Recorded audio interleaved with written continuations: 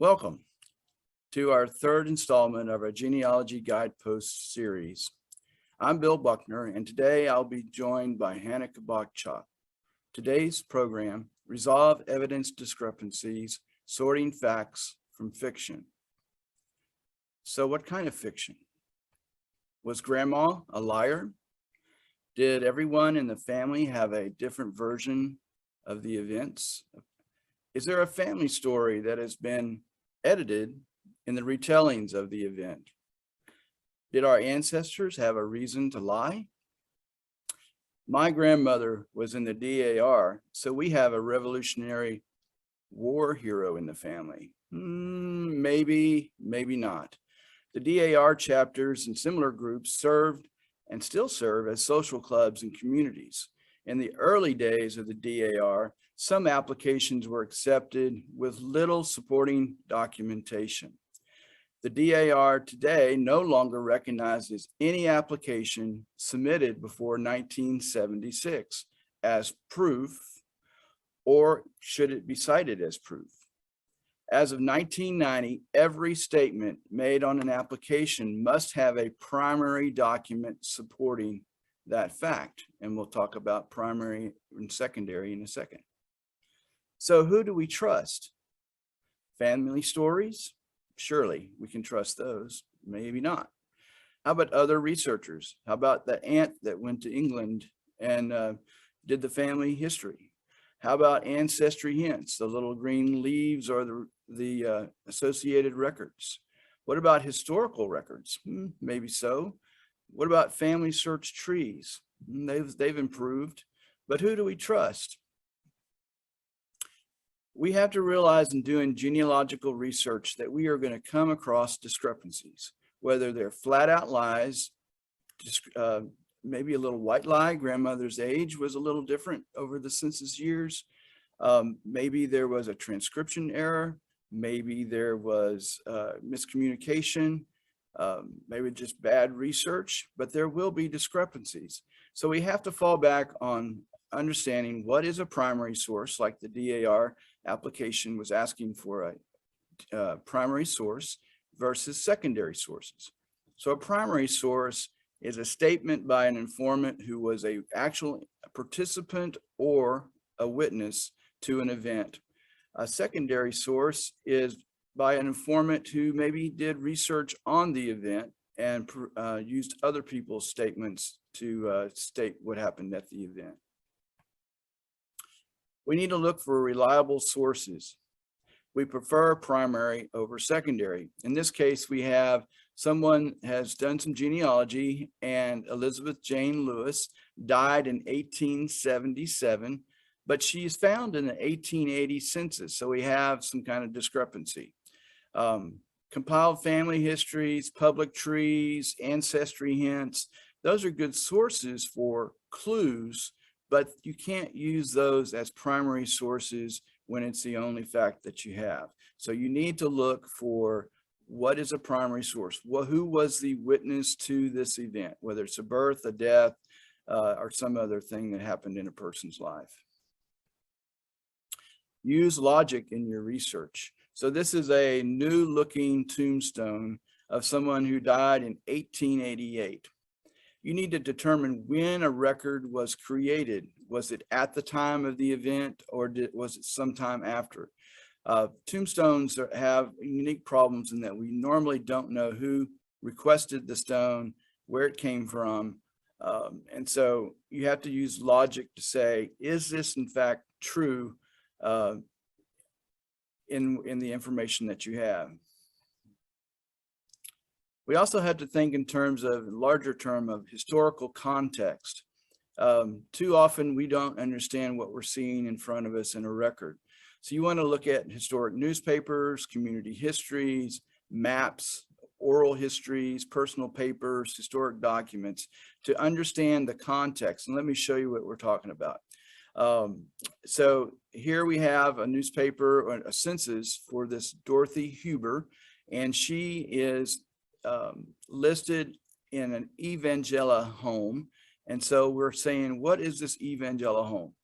Well, by searching the newspapers, we find out what Evangela Settlement House was. It was a home that provided children for working families. It took care of the children of working families.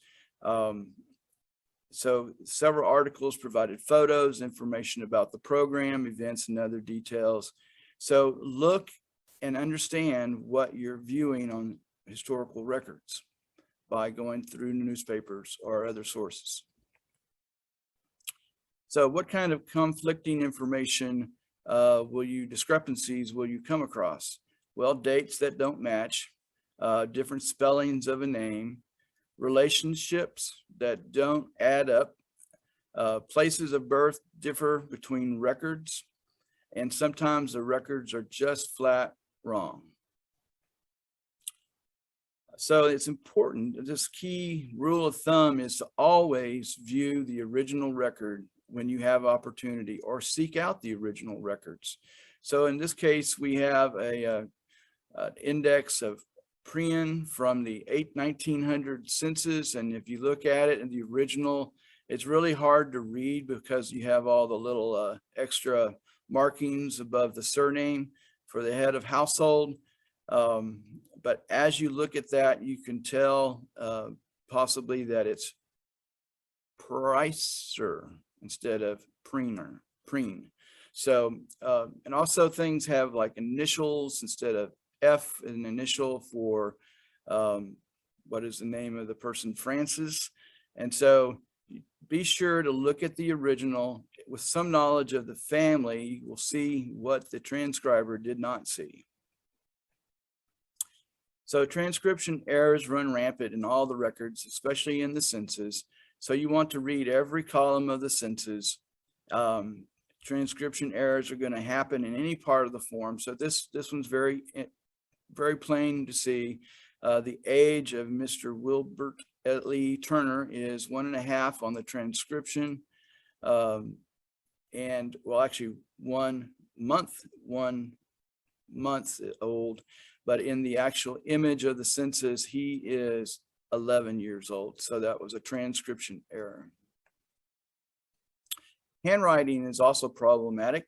And so you want to look and use the actual document itself to try to understand what the letters mean, what some of the words mean. And so this, what is the last name of Elizabeth here? Is it Boone or Rune?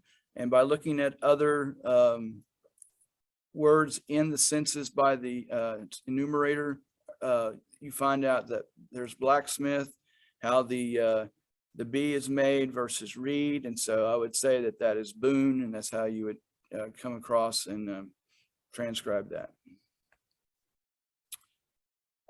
Also, you want to transcribe documents. Deeds and other legal documents are usually found in this cursive that we can't read much today.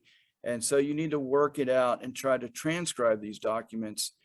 So write out the passage the best you can, use other words and context clues to identify words, and Google words that you haven't heard. So if we take what we have here, we find that the top word there is loss, that double S. That word is weight, that in the blue, and approbation is the other word, and that would be a word that you would need to look up if you didn't know what it is. And so I would have to look that word up. So making sense of the census, you want to collect every census available for your ancestors' lives and compare each year. We only know who told us the information about the census for the 1940 and the 1950 census. You can't rely on just one census record to give you the facts or the information, accurate information about their spelling, the birth year, relationships, places of birth. And you need to read each census record that you find. And do not rely on the transcriptions, use them as clues, but look for the original census and transcribe it yourself. So here's a comparison of how you would do that. This is Christian Henry Ulrich. And we've put together 1880 to 1950. Note all the spellings of its name. Various dates of birth. Place of birth is Texas. That's standard. His father's birthplace and his mother's birthplace kind of varies. And so how do you come up with what is what? So by looking at, let's say, the death certificate and comparing that to the census, we can see that his date of birth was 1880, and here it says 1877. His birthplace was Texas. That's correct. And his mother's was Texas, and it says it's Germany. And so you have to ask yourself, who was this informant that was giving this information? And then we have these discrepancies, and you have to resolve those. So you want to compare, use that census to start a timeline and understanding where other events took place, and then how does this fit into the records? Does it give you any clue or resolve any of those discrepancies as you go through? Now, in 1940, we see that C.H. Christian gave the information, and so what is reliable there is if he was the one that was giving that information. How do you weigh that? That's something that you have to decide for yourself. So ask yourself about these informants that gave information for the death certificate or for a census. Is there family lore, or are these records that are reliable? Who provided the information? Did they witness the event? If you had a cousin giving the information on a death certificate versus, say, a son who may have known the person more intimately, did they have a reason to lie? How many years have passed since the event? Hi, my name is Hannah Kubachak, and I'm going to jump in here and talk about evaluating relationships. So here we have a 1900 census for the family of Joe Huber, and we can see that Joe has been married to his wife Dora for 6 years, and Dora has 4 children, 3 who are still living. The oldest daughter in the household is 9 years old, and there's 3 children in the household. We have Nettie, Annie, and Mary.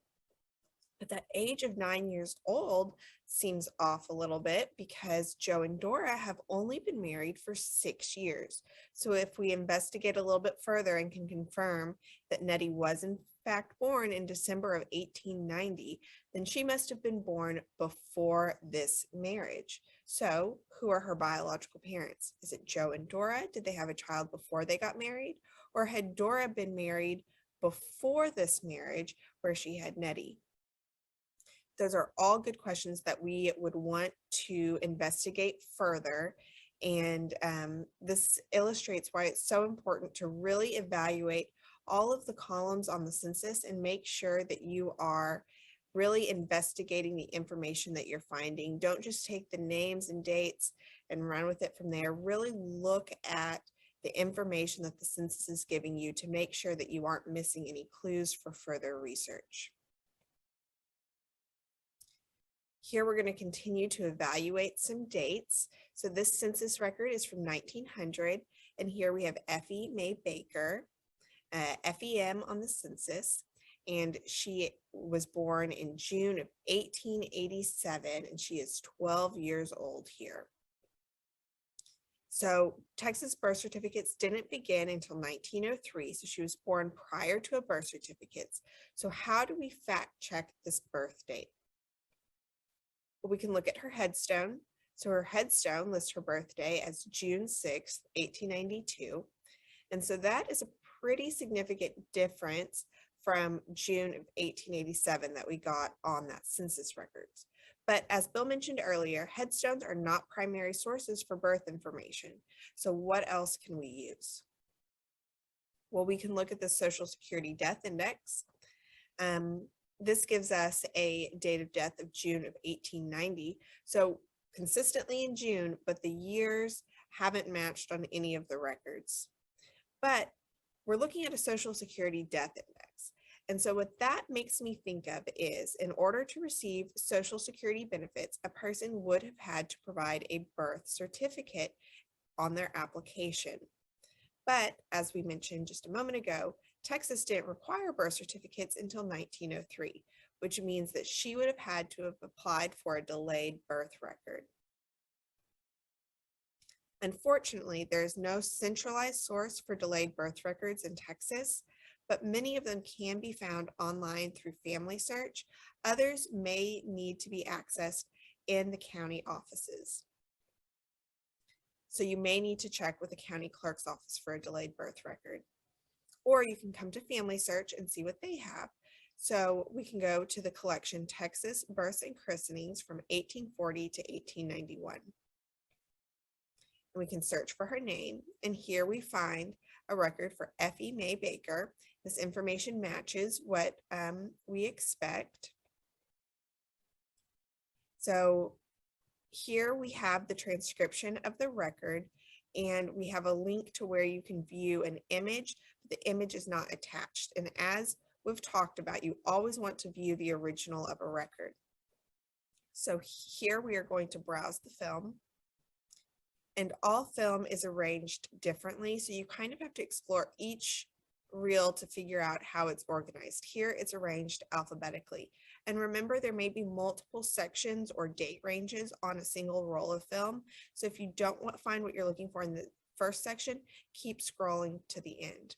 Also remember, the Waco-McLennan County Library is a Family Search affiliate library, which means that if you're at home and the records show up as restricted and tell you need to go to an affiliate library to access the records, you can come here and use either our Wi-Fi or our public computers to log on to your Family Search account and find those records.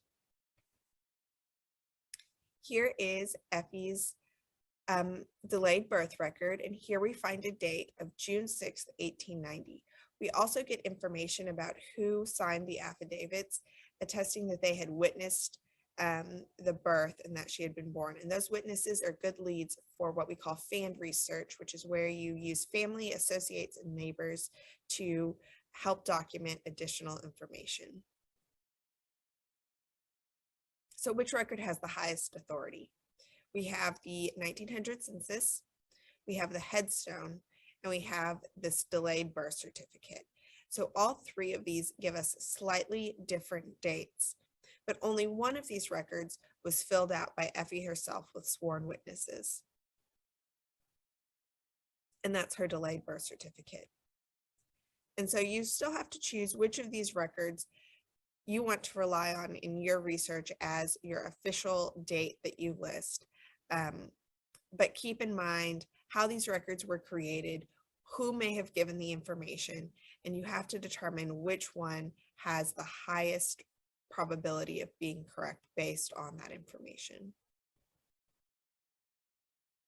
Okay, let's evaluate another type of record. Here we have a Confederate widow's pension application from 1901. This was found on Ancestry Library Edition. And on this document, Mary Schrader gives the following account. She's 76 years old. Her husband is deceased and his name was Christo Schrader. They were married in 1850. He died in 1867. He was part of Ward's Legion and he served in the Confederacy for 3 years. And so we need to fact check what the account that Mary has given on this record. So we compare her age to other birth years that we found on other records. So she said that she was born in 1825 if she's 76 years old in 1901. But comparing that to other census records, the only census that has that same birth year is the 1900 census. When we look at her husband's name and where he appears on other records, it's very similar, but the spelling is slightly different. But his name is Christoph or something similar on all records. And Schrader is consistent, although the spelling varies greatly between each record. She said they were married in 1850, but I find their marriage record in November of 1855. She said he died in 1867, but he's listed on the mortality schedule for 1870, and it lists him as having died of pneumonia in 1869 in September. And so again, we have a slight discrepancy. She said that he was part of Ward's Legion. However, Ward's Legion didn't exist. In fact, the only legion in Texas was Wall's Legion, and here we have that listed. And so that's a very similar name to Ward. And we find a C. Schrader, although the spelling is again different from what we find on other records. And he enlisted in July of 1862, and then after being a prisoner of war was released in 1863, and he did not re-enlist. And so he only served for a single year. And so with so many discrepancies, you might wonder, is this even the right person, or have we just found a different Mary Schrader who had a husband with a similar name? But as we look at other information on this application, we're able to confirm that she was living with her children in Falls County, Texas, and this is where the application was filed. She said she still owned land near Brenham, Texas, which is confirmed through deed records. And her daughter Martha signed as a witness, and Martha Dressner is documented as Mary Schrader's and Christoph Schrader's daughter. And so enough information is consistent, but it's important not to rely on the account. After 30 years and Mary's aging, she may not have remembered all of the details about her husband as clearly. So none of the information she gave about her husband was exact, but as I mentioned, it can be difficult to recall exact details 30 years later. And all of her answers were excellent clues for additional research, but it's important to look for those primary records and to find multiple sources to confirm any information that you have.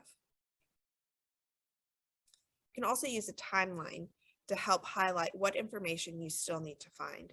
So here we're looking at a timeline for Pauline Grohosky, and from this, we have a lot of information about her, but we are missing the 1880 census. And then looking closely at what her age is for each of these records, it's a little bit strange that she is, according to the 1900 census, she would have only been 11 years old when she got married. And so we may need to look for a different birth date for her and make sure that we have the right person on these records. So looking for the 1880 census, I'm looking for Grohosky families living in Washington County. She should be married at this time, so Grohosky should be her surname. And I don't find any name similar to Grohosky. I search every variation for that name that I've found on other records. I look for any names that start with a G. I look for her husband whose name started with a V, and I don't find any families that match. I open it up to neighboring counties in case they had moved somewhere nearby. I look for divorce records, and I just can't find anything about them in 1880.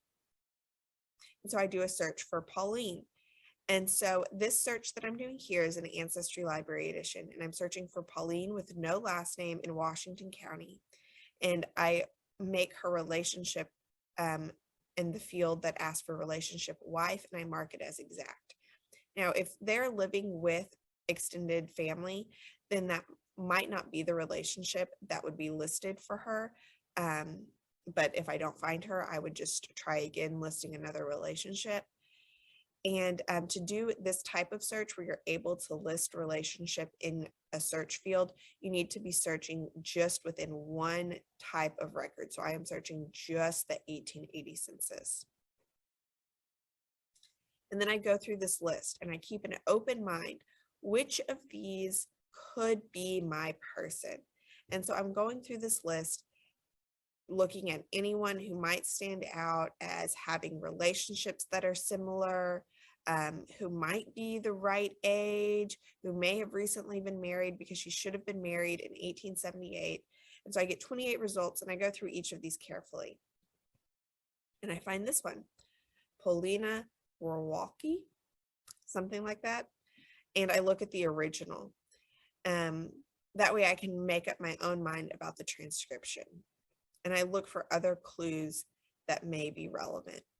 And so her husband here, his name is Witzel, maybe? And that is how Vincent's name is recorded on their 1878 census. They were a German family, so that W would have been pronounced as a V, and he likely Americanized the spelling after being in Texas for a number of years. And so this is still an early record for the couple. And we have Paulina, who's 19. And so if this is just 2 years after her marriage, 17 is a much more reasonable age for her to have been married than 11, as I had seen on that previous record. And so is this my family? Was that last name just so off because of language barrier issues? That's something that you'd have to value for yourself. So keep these research strategies in mind. Look at original records and don't rely on transcriptions. Research the historical context of your ancestors' life and create a timeline to help evaluate what sources you're still looking for. Look for multiple sources and primary records to verify information and be open to finding information that doesn't match exactly. And then evaluate to determine if that is a reliable source. And don't forget to join us on November 18th for the next video release. We'll be talking about leaving a lasting legacy, storytelling, and family history. And if you have any questions, feel free to contact us. You can find us at 5301 Bosque Boulevard in the Waco Genealogy Center, or you can give us a call at 254-750-5945, and that will reach us here in the Genealogy Center. You can also send us an email, and if you have any questions, we are here for you and happy to help. Thank you.